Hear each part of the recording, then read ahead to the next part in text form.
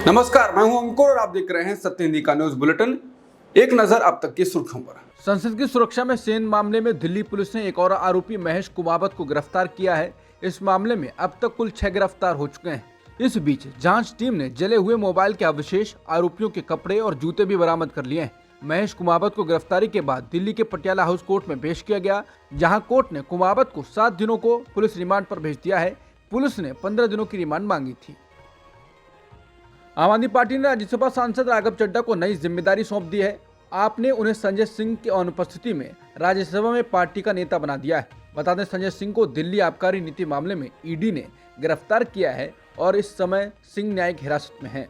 संजय सिंह की अनुपस्थिति में राघव चड्ढा को राज्यसभा में आम आदमी पार्टी का नेता बना दिया गया है। कांग्रेस ने आगामी लोकसभा चुनाव से कुछ महीने पहले ऑनलाइन चंदा इकट्ठा करने के लिए डोनेट फॉर देश नाम से अभियान शुरू करने का फैसला किया है। पार्टी के संगठन महासचिव केसी वेणुगोपाल का कहना है कि कांग्रेस अध्यक्ष मल्लिकार्जुन खड़गे 18 दिसंबर को इस अभियान की शुरुआत करेंगे। कांग्रेस ने कहा कि कांग्रेस के 138 वर्ष पूरे होने पर हम देशवासियों से अनुरोध करते हैं कि 138 रुपए, 1380 रुपए, 13,800 रुपए जैसी राशि कांग्रेस को मजबूत करने के लिए कांग्रेस के खाते में डालें, ताकि कांग्रेस एक बेहतर भारत के लिए काम कर सके। उन्होंने डोनेट करने के लिए लिंक और वेबसाइट भी बताई है। कांग्रेस ने कहा कि इसके साथ ही आप हमें credit card, debit card, net banking, UPI, RTGC, NEFT और क्यूआर कोड स्कैन करके भी डोनेट कर सकते हैं। डोनेट करने वाला व्यक्ति भारत का नागरिक होना चाहिए और उसकी आयु 18 वर्ष से ज्यादा होनी चाहिए। वरिष्ठ पत्रकार पंकज शर्मा ने ट्वीट कर कहा है कि डोनेट फॉर देश की औपचारिक शुरुआत तो खड़गे सोमवार को करेंगे, लेकिन आज ऑनलाइन प्रणाली को परीक्षण के लिए जरा सी देर के लिए कांग्रेस ने खोला तो 1,500 लोगों ने 11 लाख रुपए जमा कर डाले। पंकज शर्मा लिखते हैं कि अभी तो योजना ठीक से प्रचारित भी नहीं हुई है और ये आलम अजय माकन को दाद तो देनी पड़ेगी। हालांकि ये जानकारी पंकज शर्मा ने दी है, इसके बारे में कोई और जानकारी नहीं है। शिवराज सिंह चौहान लगातार कुछ न कुछ ट्वीट कर या काम कर अभी भी सुर्खियों में बने हुए हैं। कभी महिलाएं उनसे लिपट कर रोने लगती हैं तो कभी युवा लोग उनको घेर कर रोने लगते हैं। इन सबको जोड़कर शिवराज सिंह चौहान ने ट्वीट किया है। इसमें उन्होंने लिखा है कि भाई का बहनों से रिश्ता अमर है, हर पल एक दूसरे के लिए जीना, बहनों की प्रार्थनाओं में हमेशा भाई होता है और भाई का भी वादा होता है, बहन हर हाल में साथ निभाऊंगा। बता दें, राजनीतिक जानकारों का कहना है कि शिवराज पर लगातार नजर बनाए रखनी चाहिए, ये देखने के लिए कि उनके एक एक कदम किस ओर जा रहे हैं और उसमें क्या संकेत मिलता है। केंद्रीय गृह मंत्री अमित शाह ने शनिवार को गुजरात में विकसित भारत संकल्प यात्रा में अपनी उपस्थिति दर्ज कराते हुए कहा कि प्रधानमंत्री मोदी ने 2002 में मुख्यमंत्री रहते हुए गुजरात में दंगाइयों को ऐसा सबक सिखाया था कि आज तक किसी ने हिम्मत नहीं की राज्य में फिर से दंगा कराने के लिए। शाह ने अनुच्छेद 370 को पल में निरस्त करने और भगवान राम के लिए मंदिर बनाने के लिए भी पीएम मोदी को श्रेय दिया। संसद में सुरक्षा चूक पर राहुल गांधी ने कहा है, ये चूक क्यों हुई? सबसे बड़ा मुद्दा है बेरोजगारी का। पूरे देश उबल रहा है। मोदी जी की पॉलिसी के कारण लोगों को रोजगार नहीं मिल रहा है। उन्होंने कहा, संसद सुरक्षा में हुई चूक के पीछे सबसे बड़ा कारण बेरोजगारी और महंगाई है। राहुल ने कहा कि मोदी की नीतियों के कारण युवाओं को रोजगार नहीं मिल रहा है। समाचार एजेंसी पीटीआई की रिपोर्ट के अनुसार दिल्ली पुलिस के अधिकारियों ने शनिवार को कहा कि 13 दिसंबर को संसद सुरक्षा उल्लंघन मामले में गिरफ्तार किए गए 5 आरोपियों ने खुलासा किया है कि उन्होंने लोकसभा कक्ष में धुएं के डिब्बे के साथ कूदने की योजना बनाने से पहले आत्मदाह और पर्चे बांटने की योजना बनाई थी। रिपोर्ट में कहा गया है कि दिल्ली पुलिस की स्पेशल सेल जो मामले की जांच कर रही है, बीजेपी के सांसद प्रताप सिम्हा का बयान दर्ज करने की भी योजना बना रही है, जिन्होंने सुरक्षा का उल्लंघन करने वाले 2 लोगों के लिए सदन में प्रवेश करने के लिए आगंतुक पास को अधिकृत किया था। रॉयटर्स की खबर के मुताबिक अमेरिका के एक स्वतंत्र संघीय सरकारी आयोग ने बाइडेन प्रशासन से विदेशों में धार्मिक अल्पसंख्यकों को कथित रूप से निशाना बनाने का हवाला देते हुए यूएस रिलीजियस फ्रीडम एक्ट के तहत भारत को विशेष चिंता वाला देश घोषित करने का आह्वान किया है। इस संघीय सरकारी आयोग का नाम US commission on international religious freedom है। इसने कहा कि विदेश में कार्यकर्ताओं, पत्रकारों और वकीलों को चुप कराने के भारत सरकार के हालिया प्रयास धार्मिक स्वतंत्रता के लिए गंभीर खतरा पैदा करते हैं।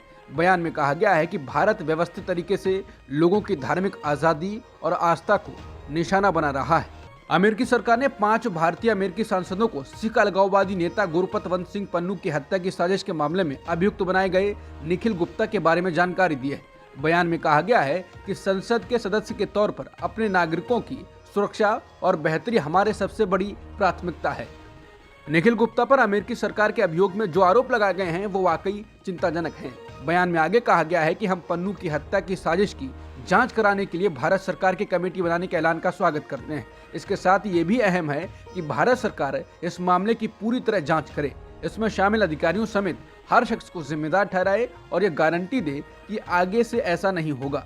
पांचों सांसदों के बयान में कहा गया है कि हमारा मानना है कि भारत और अमेरिका के बीच सहयोग दोनों देशों के लोगों की जिंदगियों को सकारात्मक तौर पर प्रभावित करता है, लेकिन हमारी चिंता है कि अभियोग में जिस तरह की कार्रवाई को रेखांकित किया गया है वो चिंताजनक है और अगर इसे सुलझाया नहीं गया तो भारत और अमेरिका की अहम साझेदारी को काफी नुकसान पहुंच सकता है। बता दें, 52 साल के निखिल गुप्ता पर पैसे देकर हत्या करवाने की साजिश के आरोप हैं। अगर ये आरोप साबित हो जाते हैं तो गुप्ता को 10 साल की जेल की सजा हो सकती है। कांग्रेस के राज्यसभा सांसद धीरज साहू ने छापेमारी के दौरान मिले 350 करोड़ से अधिक कैश के मामले में सफाई दी है। उन्होंने कहा कि आज जो हो रहा है वो मुझे दुखी करता है। मैं स्वीकार कर सकता हूं कि जो पैसा बरामद किया गया है वो मेरी फर्म का है, जो नकदी बरामद की गई है वो मेरी शराब फर्मों से संबंधित है, ये शराब की बिक्री से हुई है। उन्होंने कहा जो नकदी बरामद की गई है वो मेरी पक्की रकम है। मेरा परिवार 10 दशकों से भी अधिक समय से शराब का कारोबार चला रहा है। शराब के कारोबार का सौदा नकदी में होता है। व्यवसाय मेरे परिवार के लोग चलाते थे। आईटी की छापेमारी में जो कैश मिला है वो कांग्रेस या किसी राजनीतिक दल का नहीं है, वहां मेरी व्यापारिक फर्म के लिए नकदी रखी गई। उन्होंने कहा कि इनकम टैक्स विभाग ने अभी छापा मारा है, मैं हर चीज का हिसाब दूंगा। ओडिशा और झारखंड में कांग्रेस सांसद धीरज साहू से जुड़ी कंपनियों और फर्मों पर आयकर विभाग की छापेमारी के बाद दी गई सफाई पर केंद्रीय मंत्री धर्मेंद्र प्रधान ने प्रतिक्रिया दी है। केंद्रीय मंत्री प्रधान ने कहा कि दुनिया जानती है कि धीरज साहू गांधी परिवार के एटीएम थे। उनका ये जो बचाव में उत्तर है, एक हफ्ते बाद ये लोगों के गले नहीं उतर रहा है। एजेंसी अपना काम कर रही है। एक और विषय है कि पैसा आया कहां से। कई राज्यों की आबकारी नीति को धीरज साहू अपने मन से चलाते थे। गलत तरीके से धन बनाना उनका एक नया व्यवसाय बन गया था। धीरज साहू गांधी परिवार के खास आदमी थे। बीआरएस की नेता के कविता ने केंद्रीय महिला एवं बाल विकास मंत्री स्मृति ईरानी के उस बयान को गलत ठहराया है जिसमें उन्होंने कहा था कि मासिक धर्म के दौरान महिलाओं को छुट्टी देने की किसी पॉलिसी की जरूरत नहीं है। इसको लेकर कविता ने कहा कि राज्यसभा में मासिक धर्म संबंधी संघर्ष को ईरानी द्वारा खारिज किए जाने से वो निराश हैं। उन्होंने ईरानी की उस टिप्पणी का जवाब देते हुए कहा कि मासिक धर्म कोई विकल्प नहीं है, ये एक बायोलॉजिकल रियलिटी है।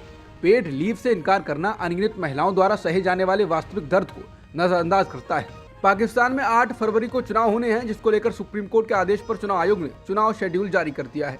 शेड्यूल के मुताबिक उम्मीदवार 20 से 22 दिसंबर तक अपना नामांकन पत्र जमा कर सकते हैं। राज्य समर्थित RIA समाचार एजेंसी ने शनिवार को क्रेमलिन समर्थक 2 वरिष्ठ सांसदों के हवाले से कहा कि व्लादिमीर पुतिन व्यापक समर्थन आधार के साथ एक स्वतंत्र उम्मीदवार के रूप में फिर से राष्ट्रपति पद के लिए खड़े होंगे, लेकिन पार्टी के टिकट पर नहीं। पुतिन जो 2 दशकों से अधिक समय तक राष्ट्रपति या प्रधानमंत्री के रूप में सत्ता में रहे हैं, उन्होंने घोषणा की है कि वो अगले साल मार्च में एक और 6 साल के कार्यकाल की तलाश करेंगे, जिसमें उन्हें आसानी से जीतने की उम्मीद है। आधिकारिक आंकड़ों के अनुसार श्रीलंका की दिवालिया अर्थव्यवस्था ने देश पर आर्थिक संकट आने के बाद पहली बार पॉजिटिव ग्रोथ दर्ज की है। DCS ने शुक्रवार को एक प्रेस विज्ञप्ति में कहा, तीसरी तिमाही के लिए साल दर साल GDP वृद्धि दर सकारात्मक विकास दर का 1.6% दर्ज की गई है। अप्रैल 2022 में दिवालिया घोषित होने पर श्रीलंका ने -8% की वृद्धि दर्ज की थी। देश की अर्थव्यवस्था 2021 की चौथी तिमाही से नकारात्मक बनी हुई है। कॉर्नेल वेस्ट ने कहा है कि अमेरिकी राष्ट्रपति जो बाइडेन दोबारा चुनाव नहीं लड़ सकते हैं। इसके साथ ही उन्होंने कहा कि ये मैं निश्चित नहीं हूं कि मैं बाइडेन के खिलाफ चुनाव लड़ूंगा या नहीं। मुझे लगता है कि बाइडेन पीछे हट जाएंगे। कॉर्नेल वेस्ट ने 31 मार्च 1968 के उस क्षण का जिक्र करते हुए कहा कि जब लिंडन बी जॉनसन ने घोषणा की थी कि वो वियतनाम में युद्ध और घरेलू समस्याओं का हवाला देते हुए दोबारा चुनाव नहीं लड़ेंगे। उस समय उनके सचिव जॉर्ज क्रिश्चियन ने कहा था कि इस फैसले में स्वास्थ्य भी एक कारण था, क्योंकि जॉनसन केवल 59 वर्ष के थे जब उन्हें दिल का दौरा पड़ा था। इजरायल और हमास के बीच युद्ध जारी है। इस बीच ईरान ने एक ऐसा काम कर दिया है जिससे उसके और इजरायल के बीच तनाव बढ़ सकता है। ईरान ने इजरायल की खुफिया एजेंसी मोसाद के एक एजेंट को फांसी दे दी है। ईरान की आधिकारिक समाचार एजेंसी ने बताया है कि मोसाद खुफिया एजेंसी के एक एजेंट को शनिवार को ईरान के दक्षिण पूर्वी सिस्तान बलूचिस्तान प्रांत में मार डाला गया। मीडिया रिपोर्ट में कहा गया, इस एजेंट ने विदेशी सेवाओं, विशेष रूप से मोसाद के साथ बातचीत की और विशेष जानकारी इकट्ठा की। साथ ही इसने मोसाद सहित विदेशी एजेंसियों को दस्तावेज प्रदान किए। हालांकि ईरान ने मारे गए एजेंट का नाम नहीं बताया है। इजरायली सेना ने गजा में अपने ही देश के 3 लोगों को मार डाला, जिन्हें हमास ने बंधक बनाया हुआ था। इजरायली सैन्य अधिकारियों के अनुसार गलत पहचान के चलते की गई फायरिंग में इन तीनों की मौत हुई है। सेना ने कहा है, ये घटना सभी सैनिकों के लिए एक सबक है, हमें इस पर गहरा अफसोस है। इजरायली सेना के द्वारा गलती से अपने ही 3 नागरिकों को मार देने के बाद सैकड़ों की संख्या में लोग इजरायल के शहर तेल अवीव में जमा हुए और शहर में मौजूद सैन्य अड्डे की तरफ मार्च किया। प्रदर्शनकारियों ने सरकार से बचे हुए बंदों को रिहाई कराने के लिए समझौता करने की मांग की है। प्रदर्शन करते हुए लोगों ने अपने हाथों में मोमबत्तियां और पोस्टर पकड़े रखे थे।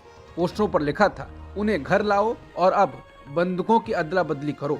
मृतकों के शव इजरायल पहुंच गए हैं, यहाँ उनकी पहचान की गई है। वहीं इजरायल के प्रधानमंत्री बेन्यामिन नेतन्याहू ने इन मौतों को असहनीय त्रासदी बताया है। उन्होंने कहा कि इस मुश्किल शाम में भी हम अपने घावों पर मरहम लगाएंगे, सबक सीखेंगे और बंधक बनाए गए अपने सभी लोगों को सुरक्षित घर वापस लाने के लिए हर संभव प्रयास जारी रखेंगे। कुवैत के आमिर शेख नवाफ अल अहमद अल जावेर अल सबा का निधन हो गया है। कुवैत के सरकारी न्यूज चैनल पर इसकी घोषणा कर दी गई है। इससे पहले टीवी पर प्रसारित हो रहे नियमित कार्यक्रम को अचानक रोककर कुरान की आयतें दिखाई जाने लगी थी। कुवैत में अमूमन ऐसा तभी होता है जब राज्य परिवार के किसी व्यक्ति का निधन हो जाए। मुंबई इंडियंस के प्रमुख बल्लेबाज सूर्य कुमार यादव भी रोहित शर्मा की कप्तानी जाने से खुश मालूम नहीं पड़ रहे हैं। सूर्य ने सोशल मीडिया पर एक पोस्ट किया है, हालांकि इसमें ना तो उन्होंने कुछ लिखा है और ना ही किसी को टैग किया है। सूर्य कुमार यादव ने सिर्फ एक इमोजी पोस्ट की है, ये टूटे हुए दिल की इमोजी है। सूर्य ने एक्स के साथ ही इंस्टाग्राम स्टोरी पर भी ये इमोजी लगाई है। कयास लगाए जा रहे हैं कि ये रोहित शर्मा के लिए ही है। मुंबई इंडियंस ने हार्दिक पांड्या को अपना नया कप्तान बना दिया है, जिसके बाद रोहित शर्मा के फैंस निराश नजर आ रहे हैं। भारत की महिला क्रिकेट टीम ने मुंबई में खेले गए टेस्ट सीरीज के इकलौते मैच में इंग्लैंड को 347 रन के बड़े अंतर से हरा दिया। भारत से जीत के लिए मिले 478 रनों के लक्ष्य का पीछा करते हुए इंग्लैंड की पूरी टीम 131 रन पर आउट हो गई। महिला टेस्ट इतिहास में भारतीय टीम की सबसे बड़ी जीत है। भारत ने पहली पारी में 428 रन, जबकि दूसरी पारी में 6 विकेट के नुकसान पर 186 रन बनाए। इंग्लैंड ने पहली पारी में 136 रन और दूसरी पारी में 131 रन बनाए। इस मैच में 9 विकेट लेने वाली दीप्ति शर्मा को मैच की सबसे बेहतरीन खिलाड़ी करार दिया गया। टीम इंडिया इस समय दक्षिण अफ्रीका दौरे पर है। T20 सीरीज खत्म हो गई है। अब टीम इंडिया वनडे और इसके बाद टेस्ट सीरीज खेलेगी। टीम इंडिया को इन दोनों ही सीरीज से पहले तगड़ा झटका लगा है। तेज गेंदबाज दीपक चहर वनडे सीरीज से हट गए हैं, वहीं मोहम्मद शमी टेस्ट सीरीज से बाहर हो गए हैं। बीसीसीआई ने एक पोस्ट कर मामले की पूरी जानकारी दी है। बीसीसीआई ने बताया कि चहर ने बीसीसीआई को सूचित किया है कि वो फैमिली मेडिकल इमरजेंसी के कारण आगामी वनडे सीरीज के लिए उपलब्ध नहीं होंगे। अब दीपक चहर की जगह आकाशदीप को शामिल किया गया है। अब तक की सुर्खियों में इतना ही। बाकी खबरों के लिए बने रहिए सत्यहिंदी.com के साथ।